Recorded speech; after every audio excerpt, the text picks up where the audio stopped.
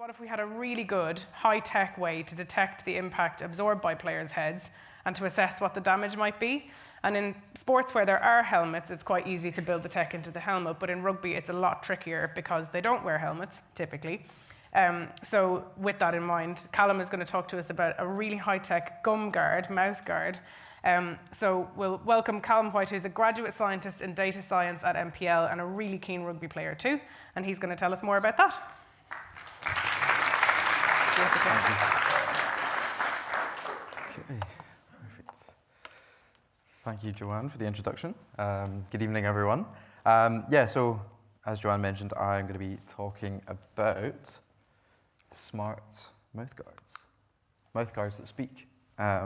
Smart impact detection in rugby. I've shamelessly included an action shot of me playing for Teddington, the same club as Louise. This was just before I got smashed by that guy back there, which is maybe shouldn't have mentioned, but there we go.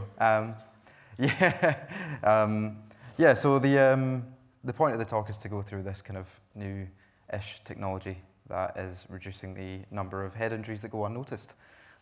So I'll give you a quick disclaimer. I'm about to show an X-ray that's a bit gross, so if anyone's squeamish, then look away. I work in data science, so I sit behind a desk for 36 hours a week. So on a Saturday, to combat that, I like to get battered for 80 minutes. And when I say battered, there's me on the ground, really sore. That's my elbow, which is not where it should be. And that's me getting my ankle taped up as well.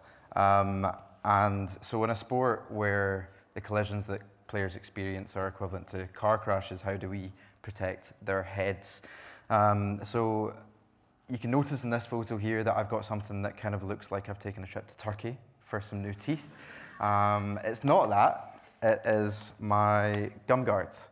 So this has obviously been in rugby for decades now.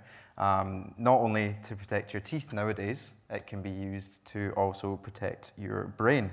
So what it does is it sends signals, these new high-tech gum guards send signals to the medical teams if a head injury has occurred. But why do we need it? So concussions in rugby are quite common. It's for those of you that don't know, a concussion is a kind of minor traumatic brain injury. Symptoms can be nausea, headaches, a reduction in your cognitive ability. I've had 3 of them. I can safely say that they are not fun. So it is a big problem in the game. They make up about a quarter of all of the injuries recorded.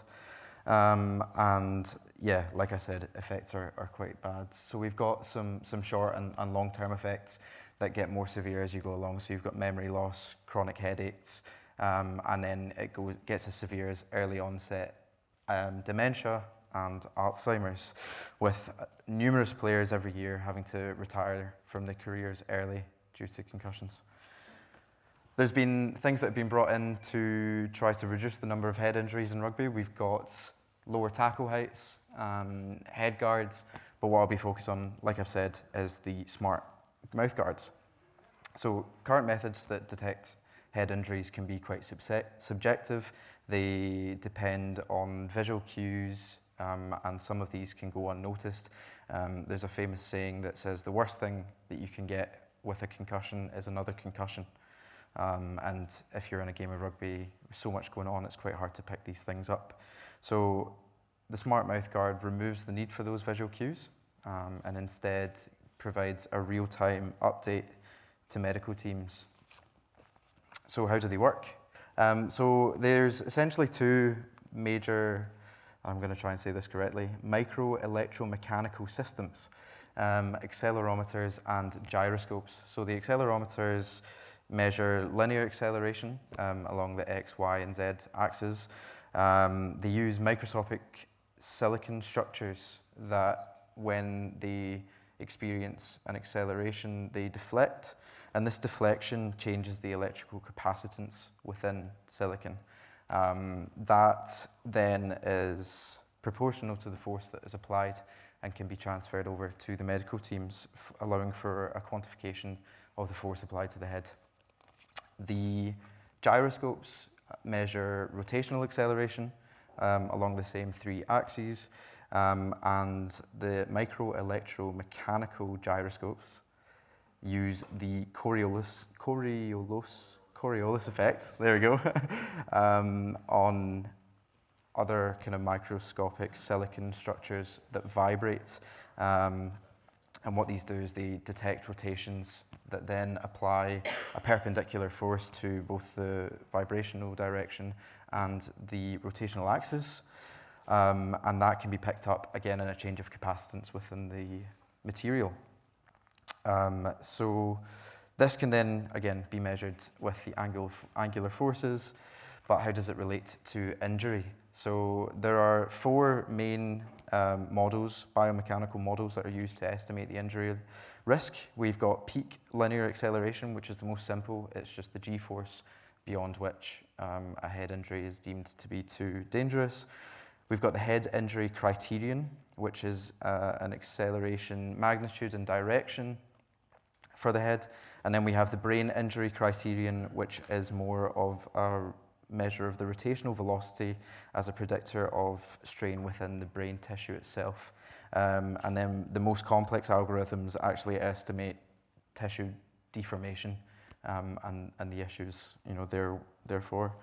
So this data is transferred to the medical teams in real time, constantly updated, and if any of these measurements go beyond a threshold value, then the team is alerted and the player is removed from the game for a head injury assessment.